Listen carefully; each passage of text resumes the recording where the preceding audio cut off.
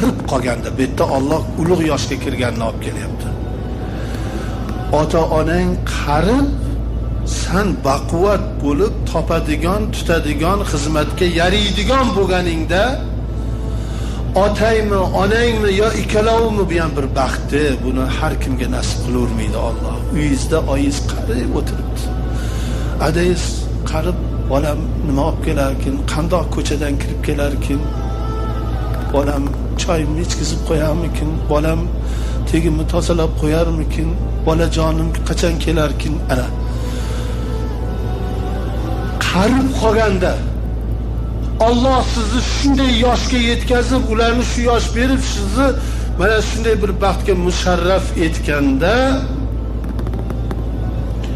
fala taqul lahuma uff, ularga uff dema.